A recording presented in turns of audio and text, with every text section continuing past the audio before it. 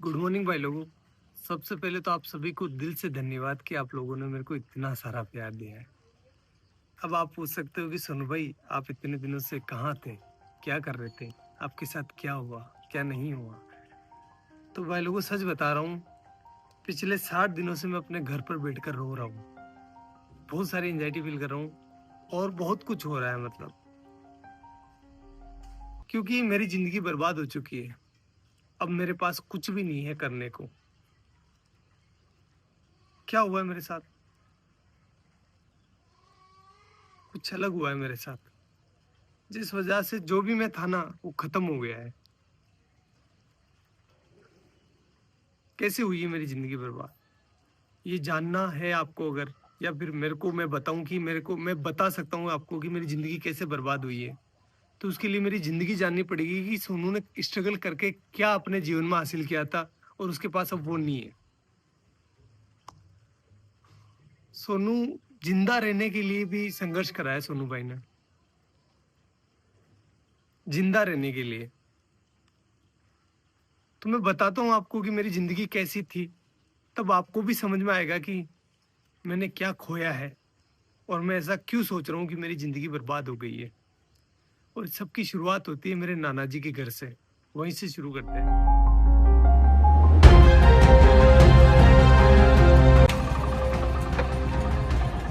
Guys ये है मेरे नाना नानी का घर, जहां पर मेरा जन्म हुआ था।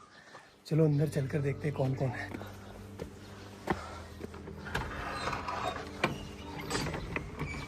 गाइस मामी है, मामी से बात करते हैं। दोग जी मामी कैसे हो? बढ़िया, ठीक। क्या कर रहे हो? हाँ तैयार है, सब तैयार है। तो कुछ ऐसा दिखता है नाना नानी का घर। मेरा जन्म हुआ था यहाँ पर। पहले आपको पता है कि ना हॉस्पिटल वगैरह नहीं जाते थे, मतलब बच्चे जो है वो घर पर ही हो जाते थे। तो मेरा भी जन्म ऐसे ही हुआ है। मामी हम यहाँ कौन से कमरे में रहते थे पहले, जब मैं छोटा था ना, बच्चा था तब? इस वाले में। ये है वो रूम जहाँ पर हम बचपन में रहा करते थे, ये वाला। देखो आप, ये देखो इधर इधर इधर इधर। इस वाले रूम में जो है भेड़ और बकरियों के बच्चे रहा करते थे, क्योंकि बाहर कुत्ते मार देते थे ना, इसलिए। और इस वाले पोर्शन में जो है मेरी बूढ़ी नानी, जो अब इस दुनिया में नहीं है, और मेरी मम्मी दोनों रहा करती थी। और यहीं पर हम जो है पले बड़े हुए हैं। एक्चुअली में हुआ क्या था गाइस कि यार वो एल्कोहलिक थे, थोड़ा सा उनकी हैबिट थी कि उनको नशा लग गया था। तो फिर वो हमारी टेक केयर नहीं कर पा रहे थे अच्छे से। तो नाना नानी ने ये रिस्पॉन्सिबिलिटी ली कि हम जो है इन बच्चों को पालेंगे, अदरवाइज इनका क्या होगा। तो उन्होंने हमें यहाँ लेकर आए और यहीं पर जो है मम्मी अपना काम करती थी, साथ ही साथ हमारा पालन पोषण यहीं हो रहा था। तो मैं एक लाइन बोल सकता हूँ कि अगर मेरे नाना नानी नहीं होते ना, तो आज मैं या फिर मेरे बहन भाई हो सकता है कि इस दुनिया में नहीं होते। गाइस देखो नाना जी का गांव कितना प्यारा है।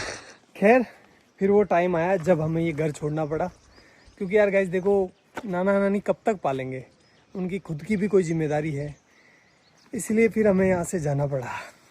चलो अपन भी चलते हैं, लेकिन उससे आशीर्वाद ले लेते हैं। चलो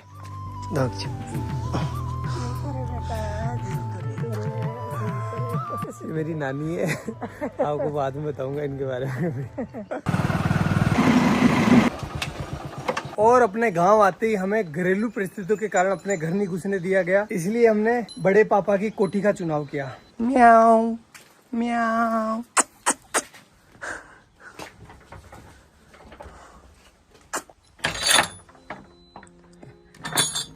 तो भाई लोगों ये है हमारी कोठी, जहां पर हम 2 साल रुके थे। तो अगर मैं अपने 2 हाथ फैलाऊं ना, इतना ही डिस्टेंस है, ज्यादा नहीं है। इतनी ही इसकी लंबाई है और इतनी ही इसकी चौड़ाई है, ये देखो। और हाइट आप देख सकते हो, बस इतना ही है। मेरी हाइट थोड़ी कम है, इस वजह से यहाँ पर जगह भी कम रह गई थी। केवल यहाँ पर एक छोटा सा मचान बिछाने के लिए जगह थी। और ऊपर से जो है बरसात का पानी टिपकता नहीं था, बरसात का पानी गिरता था, क्योंकि ये छत है ना थोड़ी नीचे है। और यहाँ पर आप देख सकते हो नीचे जो इसका फर्श है ना, फर्श वो बना हुआ था गोबर और मिट्टी का। इस वजह से यहाँ पर कभी कभी सांप आ जाया करते थे, अपने घर बना लिया करते थे। और भाई लोगों इस घर में हमें जिंदा रखने की जिम्मेदारी आ गई हमारे मम्मी के कंधों पर। और इस वजह से पहले भी काम किया उन्होंने, लेकिन उन्होंने 10 रुपए मजदूरी में काम चालू कर दिया। 10 रुपए में से 5 रुपए के वो हमारे लिए चावल लेकर आती थी। मैं लेकर आया हूँ आपको बताने के लिए कि उस टाइम कितने चावल आते थे। इतने चावल आते थे 5 रुपए के। तो इन चावलों से वो हमारा पेट भरती थी, तीनों बहन भाइयों का सॉरी, और खुद भूखी सो जाती थी कि मेरे बच्चों का पेट भर जाए, बस बहुत है, मैं तो निकाल लूंगी रात। और हम ना समझते उस टाइम, तो हम नहीं समझ पा रहे थे कि हमारी माँ जो है वो भूखी सो रही है। हम तो बस अपना पेट भरने का ध्यान दे रहे थे। लेकिन मेरी मम्मी जो है उस टाइम बिना कुछ खाए भूखी सो रही थी। एक जो कटोरी होती है आटे की, उसको संभाल के रख रही थी कि जब बुरा टाइम आएगा तो मैं अपने बच्चों को खिलाऊंगी। खुद कुछ नहीं खा रही थी, एक टाइम खाना खाती थी पूरे दिन में वो, और कंटिन्यूस काम कर रही थी वो।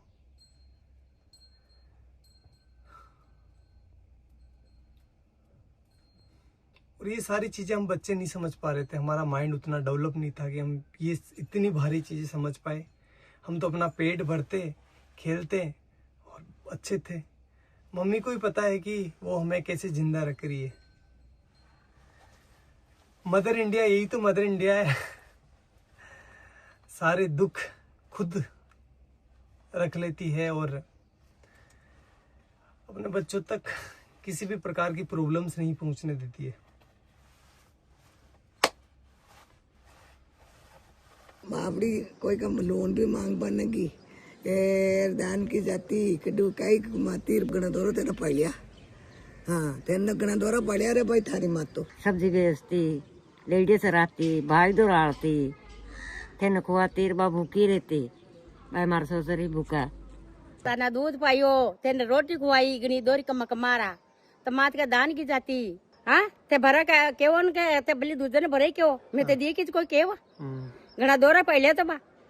और भाई लोगों, इस वाली छत की ना एक स्पेशल कहानी है, बताता हूँ मैं आपको। छत पर मैं, मेरा भाई और मेरी बहन बैठे थे शाम को, और हम राह देख रहे थे कि हमारे लिए कोई खाना लेकर आएगा, क्योंकि हमारी मम्मी जो थी वो गांव चली गई थी किसी कारणवश, तो हमारे लिए खाना नहीं बना था उस टाइम। कोई भी खाना लेकर नहीं आया और हम तीनों बहन भाई भूखे ही सोए। यही जगह थी वो, सेम टू सेम।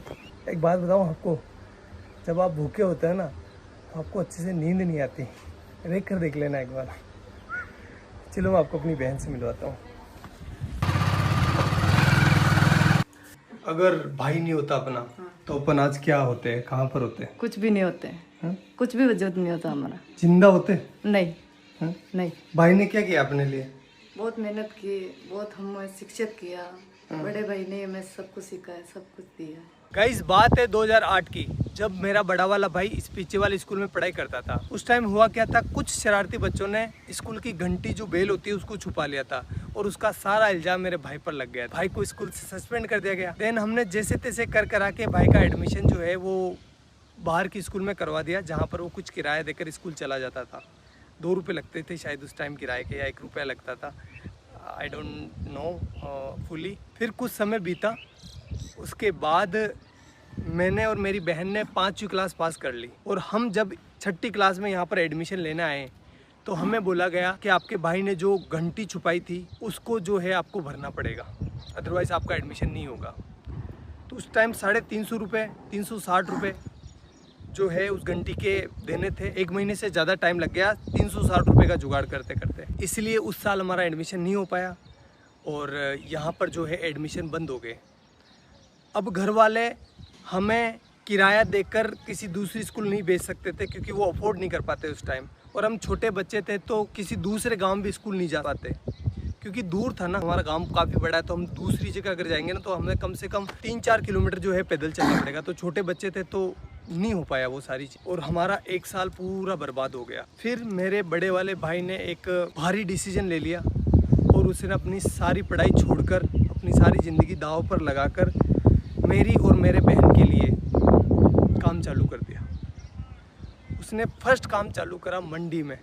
जो सब्जी मंडी होती है ना वहाँ पर। गाइस मैं हूँ अभी उस सब्जी मंडी के अंदर जहाँ से मेरा भाई सब्जी खरीदता था। 15-20 किलो वजन को अपने सर पर रखकर मेरा गांव जो कि यहाँ से 20-25 किलोमीटर दूर है वहाँ पर लेकर जाता था। वो सब्जी वो फल फ्रूट बेचता था जिससे कि कुछ पैसा आए और वो अपने बहन भाइयों का पेट भर सके, अपनी माँ के सर पर जो बच्चों का पालने का भार था उसको कम कर सके। और ये वो काम कर रहा था जब उसकी उम्र है ना 16 साल की। वो बाल श्रम कर रहा था। क्यों? क्योंकि अपने बहन भाइयों को जिंदा रख सके और उनको अच्छी एजुकेशन दे सके। घर में कई सामान नहीं रहा तो दोनों मन भाई सब्जी ले जाता, मैं दोनों जेर बेच जाता। ये वो चौराहा है जहाँ पर मेरा भाई सब्जी लेकर उतरता था और उसे एक एक घर बेचने जाता था। चलो मैं आपको दिखाता हूँ कि वो इतना सारा वजन लेकर कितना पैदल चलता था।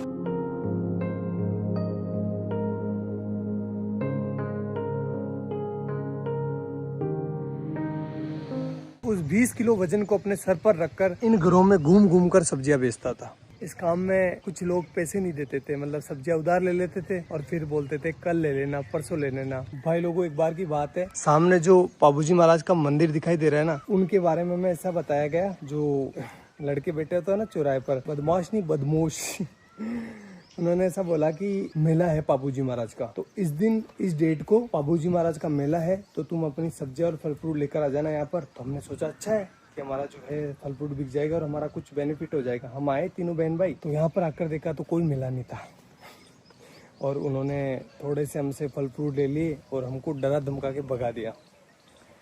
तो एट दी एंड धंधा जो है वो इतना अच्छा चल नहीं रहा था, इसलिए उस काम को भी हमें छोड़ना पड़ा। हमें नहीं, मतलब भाई को छोड़ना पड़ा।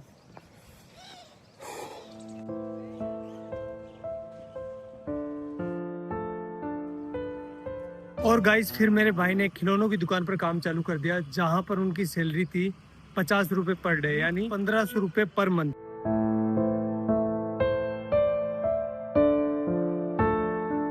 एक महीने बाद जब भाई की सैलरी आई तो उसने लगभग आधा भाग यानी 700 रुपए के आसपास मेरे और मेरी बहन के लिए बुक्स लेने में खर्च कर दिया, जबकि खुद काम पर फटे हुए कपड़े पहनकर जा रहा था। वो चाहता तो अपने लिए कपड़े ले सकता था ना, लेकिन नहीं लिए उसने। लेकिन हम खुश थे। क्यों खुश थे? क्योंकि पहली बार रजिस्टर आया था, पहली बार हेल्प बुक आई थी, अब हमारे भी अच्छे दोस्त बनेंगे। यार बुक्स अच्छी आती है तो दोस्त आते ही है ना, भाई तेरी हेल्प बुक दे दे, तो हमारा कॉन्फिडेंस है ना सीधा आसमान चला गया।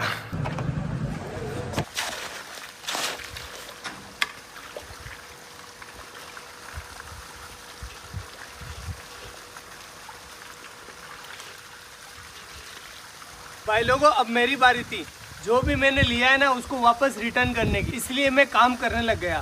साथ ही साथ अब बड़ा हो गया था, इसलिए मैं अजमेर वाली स्कूल में जाने लगा बस से, और वो भी साइंस बायो पढ़ने। तो बताता हूँ मैं आपको ये मैंने कैसे किया। गाइस ये जो सामने सीमेंट की फैक्ट्री देख रहे हो ना, इसकी दीवार बनाई है ये वाली, ये गाइस ये मैंने अपने हाथों से डलवाई है। अब तो खराब भी होने लग गई, बताओ ये। भाग भाग सोनू भाग भाग भाग भाग। गाइस अब तो मैं भाग भी नहीं पा रहा हूँ। पहले ना इतना दूर, लगभग ये होगा 600 मीटर दूर, एक पूरा सीमेंट का कट्टा जो कि 50 kg वेट का, यहाँ पर पटक कर अपने कंधे पर, और एक साइड जो है ना वो चिमनी लगी हुई है, वहाँ से लेकर उस वाले कोने से जहाँ से अपन आए थे ना वहाँ पर लेकर जाता था। अरे भगवान, इसका ठेकेदार इतना खड़ूस था। जब मैं बोलता था ना, मैं छोटा था तो दर्द तो होता है यार, 50 किलो का कट्टा लेकर जाता था तो पेन हो रहा था मेरे को। तो मैंने बोला सर कि मेरे से ना ये लेकर नहीं जा पा रहा हूँ मैं इसको। तो बोला कि काम पर क्यों आया है, पैसे किस बात के मिलेंगे, ऐसे बोलते थे। करना पड़ता था भाई। तो ये वाला काम तो मेरे को ज़िंदगी भर याद रहेगा, क्योंकि वो सीमेंट के कट्टों ने मेरी रीढ़ की हड्डी में प्रॉब्लम कर दी। गाइज ये जो आप बिल्डिंग देख रहे हो ना, ये हमने बनाई है एक मजदूर के तौर पर। और गाइज ये वाली जो टंकी आपको दिखाई दे रही है, ये बनवाई है। हाँ, ये जो दीवार आप देख रहे हो ना, ये सब कुछ। भाई लोगों, भैंस चराते टाइम बायोलॉजी पढ़ने का मजा ही कुछ अलग होता है, क्योंकि एग्जाम्पल यहाँ पर सामने होते हैं। जब एक बगुला है ना भैंस के आसपास होता है तो उसका मतलब ये है कि वो सेब पोजीता कर रहा है। क्योंकि आप देख सकते हो जहाँ पर भैंसें चल रही है ना, उसके पास एक बुगला है। ये देखो बुगला है। क्योंकि जब भैंस चारा खाती है ना, तो चारा हिलने की वजह से उसके अंदर जो कीड़े होते हैं वो बाहर निकल जाते हैं, और ये बुगला उनको खाकर पेट भर लेता है। ये दो जीवों का एक संबंध है, जिसमें एक को कोई भी घाटा नहीं होता और दूसरे को फायदा हो जाता है। प्रेरित धाराओं से उत्पन्न होने वाले चुंबकीय क्षेत्र का मान सदैव इस प्रकार होता है कि वो उन कारणों का विरोध करता है जिसके कारण इसकी स्वयं की उत्पत्ति हुई है। अरे डब डब डब, डब जा।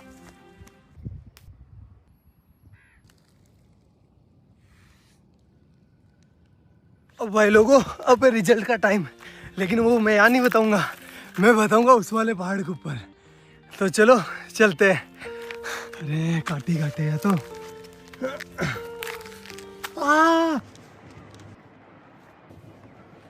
अब भाई लोगों, मेरा आ गया 12th का रिजल्ट। परसेंटेज तो कम ही बना है, फिर भी मैं आपको बता देता हूँ। ये देखो 77%, जिसमें से केमिस्ट्री में आए 93 डिक्टेशन और फिजिक्स में आए हैं 87 डिक्टेशन। भाई लोगों, ये मेरे परसेंटेज नहीं है, ये लेकर आया मेरे जीवन में कॉन्फिडेंस। अभी तक भी मेरे जीवन में कोई हार्ड काम आता है ना, तो मेरे को अंदर से आवाज़ होती है कि तू कर लेगा, डर मत, तू कर लेगा। लेकिन इस बार है ना, मेरे को सोनू का सूरज डूबता हुआ दिखाई दे रहा है।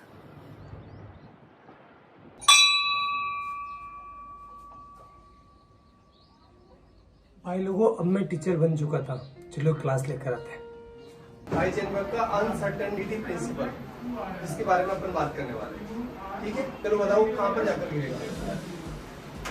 कि जब एक मार्कर मेरे हाथ से निकला ना, तो ऑटोमेटिकली आपकी नजर जो है मार्कर के ऊपर होती हुई आपको पता चल गया कि मार्कर कहाँ जा रहा है। इसकी पोजीशन पहले ये कहाँ पर है वो पता है, और इसकी स्पीड पता है, और ये किस डायरेक्शन में जा रहा है पता है, तो अपन इसका पाथ डिसाइड कर सकते हैं। एक इलेक्ट्रॉन को ये वरदान दिया है, भगवान ने ऐसा हाथ रखा, जा बेटा जा, इस दुनिया में जा, और तेरी है ना कोई इंसान एक टाइम पर ना तो तेरी पोजीशन मतलब दोनों का एक साथ पता नहीं कर सकता।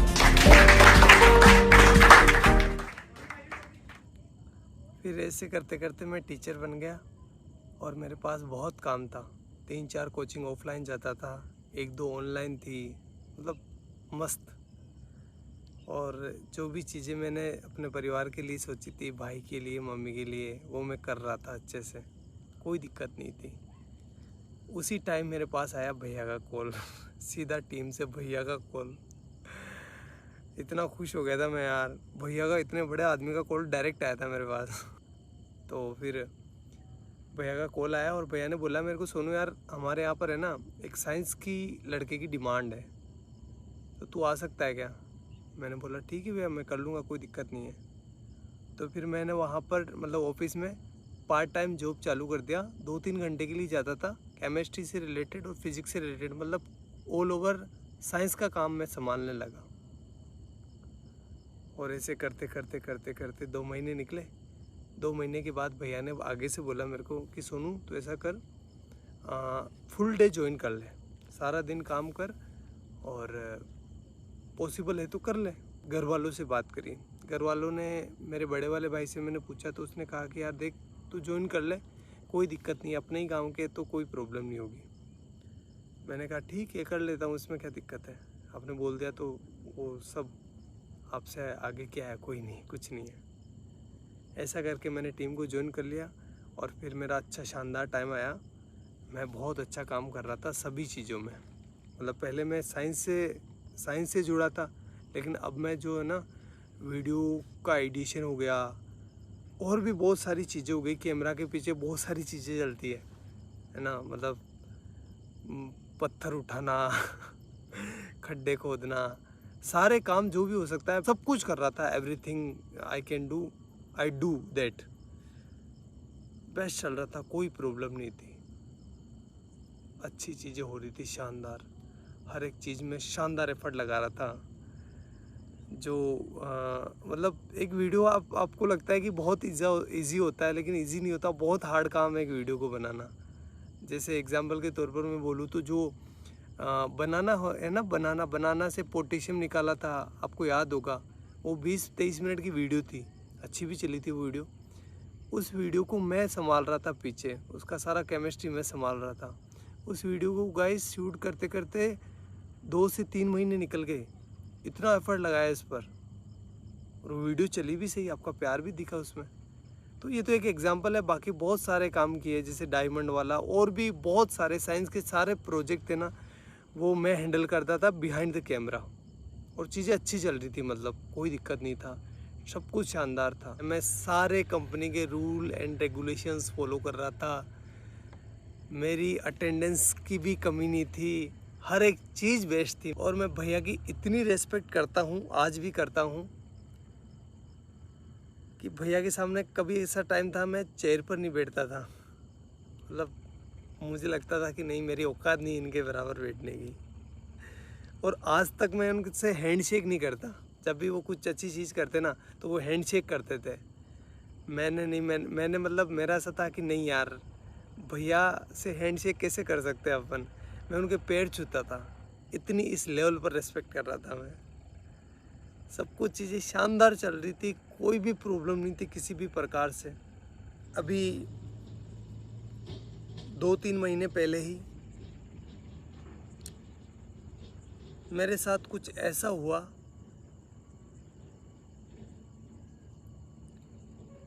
कि मैं अब आपको बता नहीं सकता। मैं पता नहीं कौन सी ज़िंदगी से निकल के आया हूँ, मेरे ये दिन कैसे निकले हैं मैं ही जानता हूँ। वो तो आप लोगों का प्यार है और घर वालों का प्यार है, लेकिन मैं एक बहुत हार्ड टाइम से निकला हूँ। तो मैं कुछ बोलकर क्योंकि मेरी मेंटल हेल्थ और मेरी इमोशनल हेल्थ दोनों ही ठीक नहीं अभी। मैं और इसको ख़राब नहीं करना चाहता। और अब जो है मेरी ज़िंदगी ख़राब हो गई है, बर्बाद हो गई है पूरी। ना तो मैं टीचिंग का रहा, ना मैं यूट्यूब का रहा। और सच बता रहा हूँ भाई लोगों, कुछ लोगों के मन में कुछ भी आ सकता है, लेकिन मैंने किसी को धोखा नहीं दिया है। मैंने सिर्फ एक बार मौत को धोखा दिया था, जब मेरे को पानी में फेंक दिया गया था, छोटा था तब। तो उस टाइम मैं मरने से बचा था, बड़े वाले भाई ने बचाया था मेरे को। तो उस टाइम मौत को धोखा दिया है मैंने। बाकी मेरी ज़िंदगी में मैं किसी को सोच भी नहीं सकता। मतलब मेरी ज़िंदगी ख़राब हो गई है, पूरी बर्बाद हो गई है, मैं कहीं का ना रहा।